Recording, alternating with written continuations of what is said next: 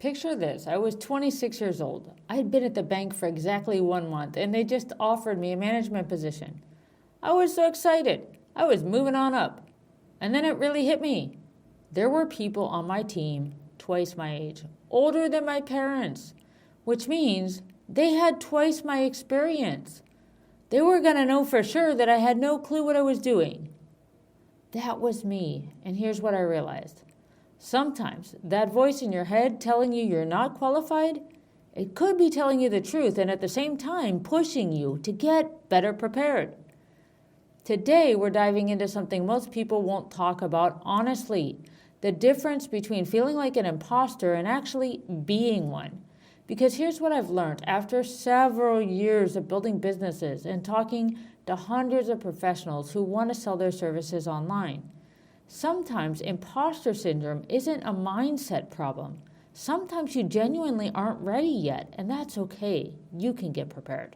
I'm going to share some uncomfortable truths about when you should listen to that voice and when you should push through it, plus my framework for honestly assessing whether you're ready for that next big thing you want to go do.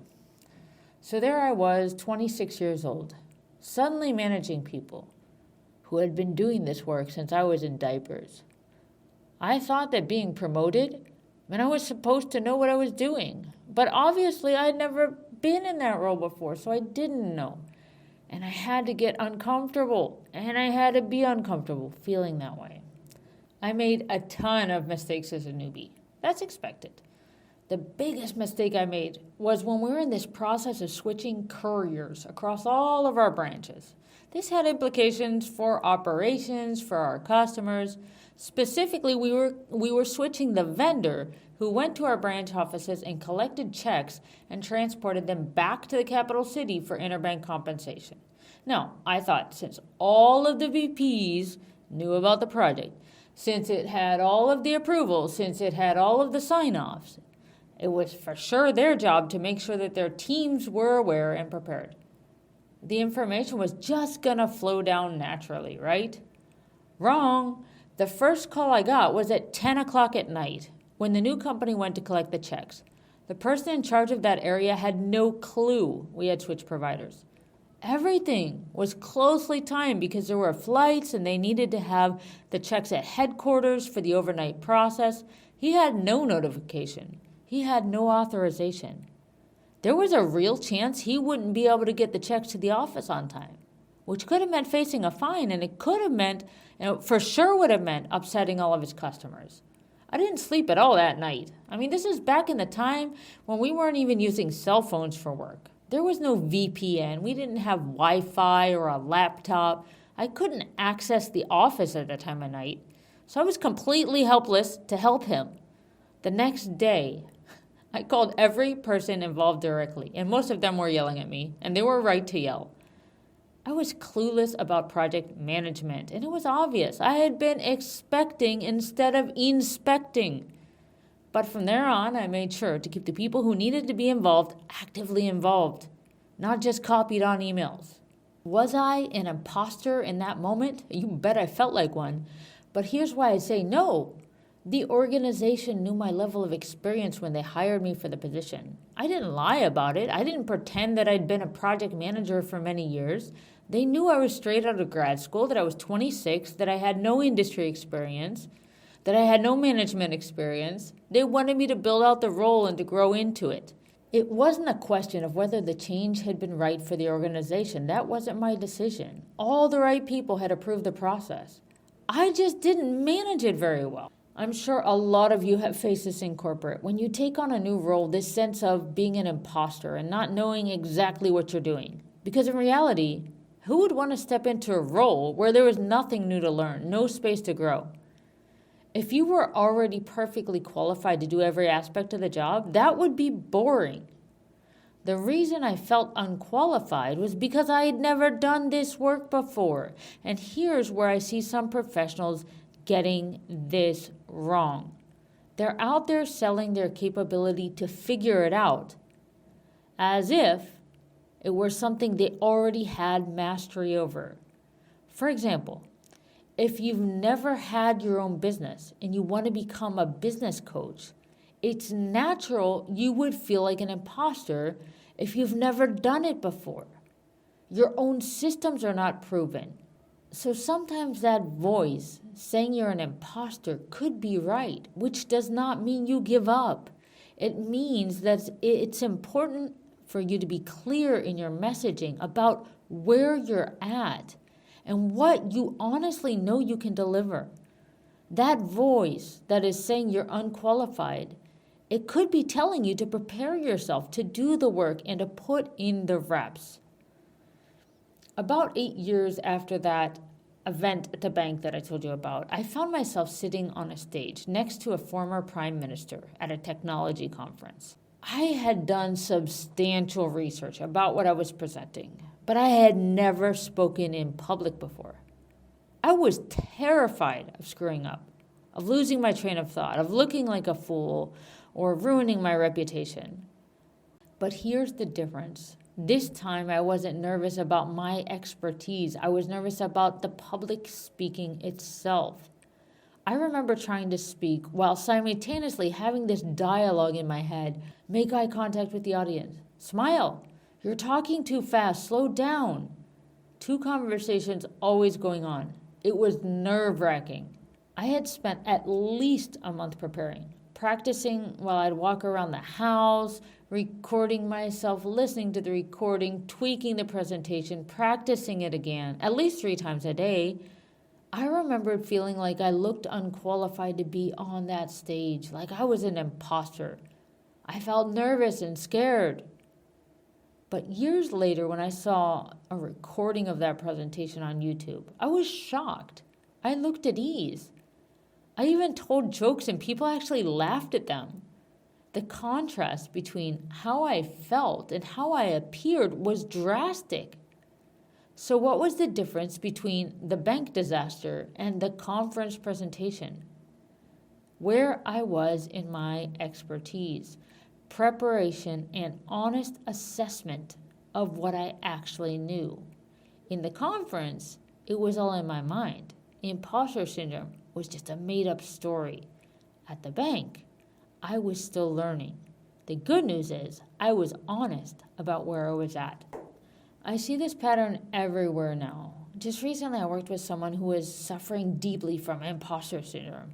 She was building a business and she felt so uncomfortable every time she would have to reach out to someone. Not to sell, but just to start a relationship. So we looked at it together, and honestly, she was selling a service in a field she had never worked in. She was in technology, but she had been promising she could reduce customer complaints and boost referrals. But those were outcomes she had never actually created. So she was promising results that she had never achieved, knowing she could figure it out, but selling like she knew. Of course, she felt like an imposter. What was the solution? I suggested that she sell expertise she felt comfortable with and develop herself in the area she wanted to grow into. That felt better immediately.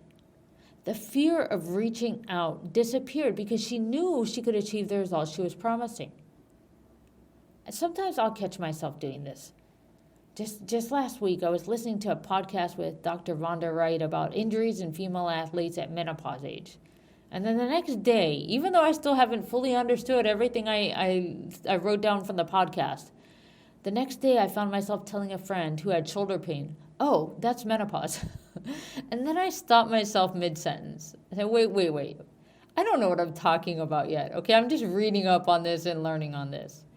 You could call your doctor and ask these 3 questions. That is suitable advice for where I was in my journey. Being honest with yourself and honest with others is critical. Sometimes we feel imposter syndrome because we're being imposters. We're talking about things that we do not have mastery over. The key is catching yourself and course correcting and changing your messaging to be real about where you're at. So, how do you know if you're actually unprepared versus just feeling unprepared? Ask yourself these questions. Have I done this before? Have I actually been successful at this before? If it's a yes, then ask, what part of this makes me feel like an imposter? check to see if there's a part you don't have the expertise for. And if that's not the case, then here's some advice my boss at GE gave me once. No one knows more about your area of expertise than you do. You spend all day, every day, working on it, building it up. And they're coming to tap into that, so give it to them. Another question I ask myself when I feel imposter syndrome is, do I feel unqualified or do I feel unprepared? And here's why. Many times we feel unqualified because of the circumstances and the setting, and not because of the role we're actually playing. People will feel unqualified to be on stage in front of 500 people. That's the setting, that's the circumstances. But they're fine with having that same expert conversation in a small group or working one-on-one. So don't let your own judgment about the setting determine whether or not you feel you're qualified. Remember, preparation is a continuum. I prepare myself constantly. I do this podcast partly as preparation because I want to become a better storyteller. I want to become better on stage. The more you put in the reps, the more comfortable you'll be stepping into spaces that weren't comfortable before. Always be honest about where you're at. I say a lot, hey, I'm no expert on that. This is where I'm at with this topic. I'm still learning. Many times, you'll be 2 or 3 steps ahead of your audience. So your level is exactly what they need next, but you have to be real on where you're at.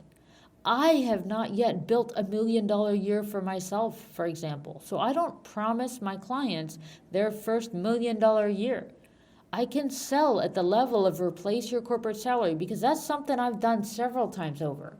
Here's what's most important to remember. If you feel completely comfortable, you're probably not challenging yourself enough. Even Ed Milet, one of the world's top keynote speakers, who gets paid massive amounts to speak all over the world, he said that he has felt imposter syndrome on stage. The key is to teach things you know, to promise expertise that you actually have, to constantly put in the reps. And if it's just some dialogue in your mind, then push through it. Sometimes you are an imposter. Sometimes you're not. The remedy for both is the same. Honest assessment, proper preparation, and transparent messaging about where you're at in your journey. I'm Melissa Marchand, helping accomplished professionals build consulting businesses they love. If you know someone struggling with imposter syndrome, whether it's real or imagined, please share this episode with them.